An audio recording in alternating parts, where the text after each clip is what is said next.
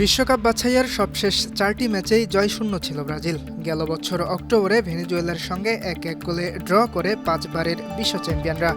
এরপর Uruguay, Colombia ও আর্জেন্টিনার কাছে হেরেছে তারা।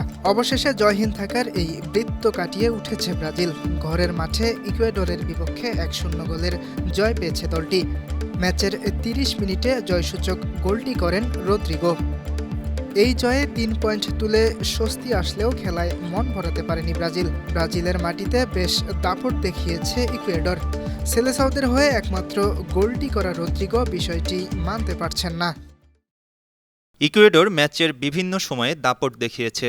এটা হতে পারে না, বিশেষ করে আমাদের ঘরের মাঠে। আমরা উন্নতি করব এবং পরের ম্যাচটি জিতব। রদ্রিগো গোল পেলেও মাঠে তেমন পারফর্ম করতে পারেননি ভিনিসিয়াস জুনিয়র, তাই সমালোচনা উঠেছে তাকে নিয়েও।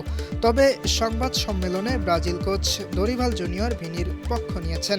নেইমার ফিরলে দলে ভারসাম্য তৈরি হবে, তখন ভিনিও জায়গা পাবেন এবং নিজের সেরাটা দিতে পারবেন বলে মনে করেন দরিভাল।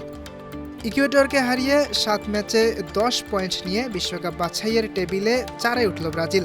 আগামী বুধবার সকালে নিজেদের পরবর্তী ম্যাচে প্যারাগুয়ের মুখোমুখি হবে 5 বারের বিশ্ব চ্যাম্পিয়নরা। ইয়াসির আরাফাত সবুজ, বাংলা টিভি।